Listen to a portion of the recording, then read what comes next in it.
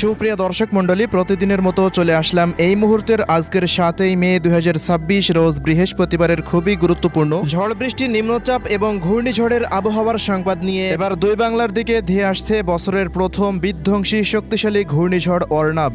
আগামী এক সপ্তাহের মধ্যেই বঙ্গোপসাগরের বুকে তৈরি হতে পারে নতুন নিম্নচাপ।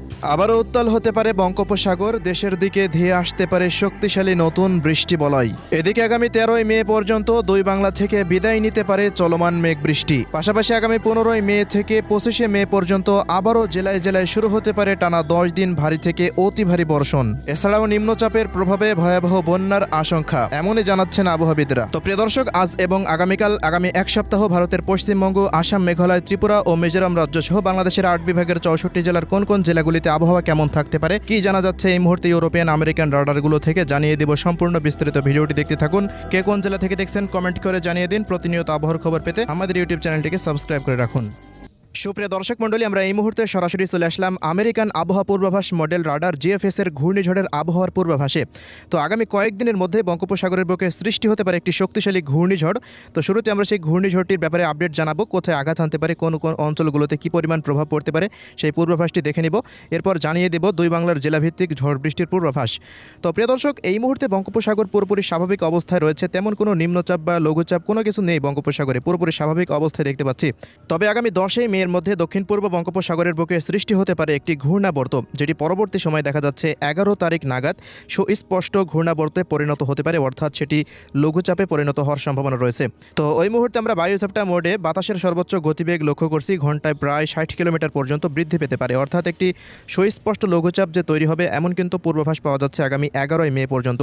এছাড়া আগামী 12 মে থেকে 13 মের মধ্যে সেটি দেখা যাচ্ছে আন্দামান সাগরের নিকটে অবস্থান করতে পারে, মধ্য বঙ্গোপসাগরের দিকে একটি শক্তিশালী নিম্নচাপে পরিণত হতে পারে এমনই পূর্বাভাস পাওয়া যাচ্ছে। বাতাসের সর্বোচ্চ গতিবেগ ঘন্টায় প্রায় 150 কিলোমিটার দেখালেও সেই মুহূর্তে একটি ঘূর্ণিঝড় পরিণত হওয়ার তেমন কোনো সম্ভাবনা না থাকলেও নিম্নচাপ তৈরি হওয়ার মতো পূর্বাভাস পাওয়া যাচ্ছে।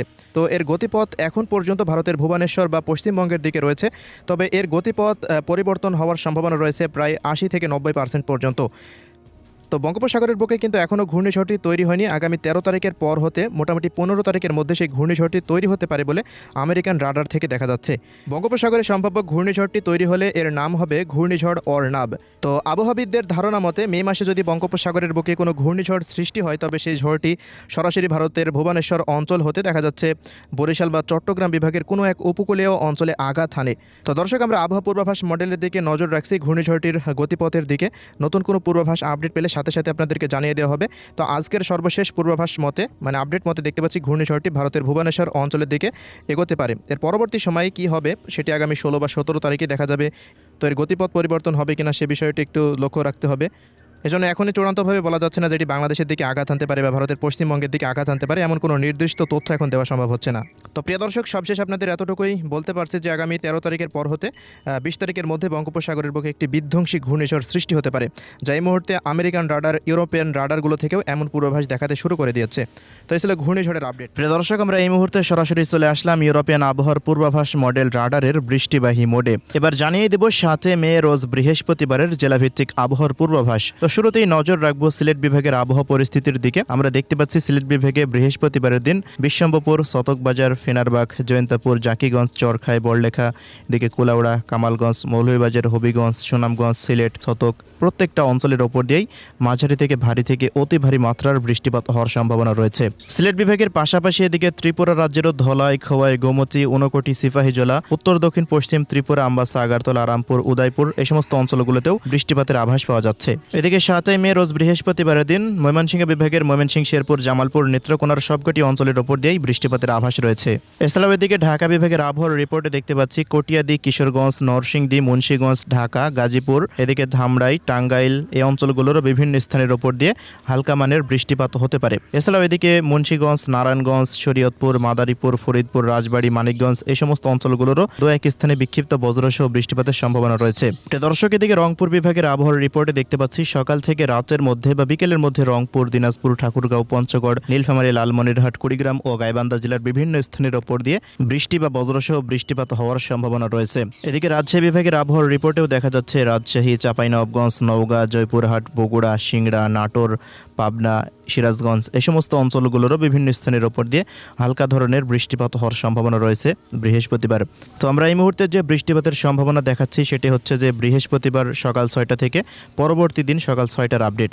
এদিকে খুলনা বিভাগেরও কুষ্টিয়া, মেহেরপুর, চুয়াডাঙ্গা, ঝিনাইদহ, মাগুরা, যশোর, কোটচাঁদপুর এই সমস্ত অঞ্চলগুলোরও বিভিন্ন অঞ্চলের ওপর দিয়ে হালকা ধরনের বৃষ্টিপাতের সম্ভাবনা রয়েছে। এদিকে খুলনা, সাতক্ষীরা, মোংলা, বাগেরহাট, শ্যামনগর এই সমস্ত অঞ্চলগুলোরও দু এক স্থানে বিক্ষিপ্ত বজ্রসহ বৃষ্টিপাত হতে পারে। তবে ভারতের পশ্চিমবঙ্গের দিকে ভারী বৃষ্টিপাতের আভাস রয়েছে কলকাতা, উত্তর দক্ষিণ 24 পরগনা, পূর্ব ও পশ্চিম বর্ধমান, এদিকে নদিয়া, কাটোয়া, সিউড়ি, নলহাটি অঞ্চলগুলো, পুরুলিয়া, বাঁকুড়ার দু এক স্থানে বিক্ষিপ্ত বজ্রসহ বৃষ্টিপাত হওয়ার সম্ভাবনা রয়েছে।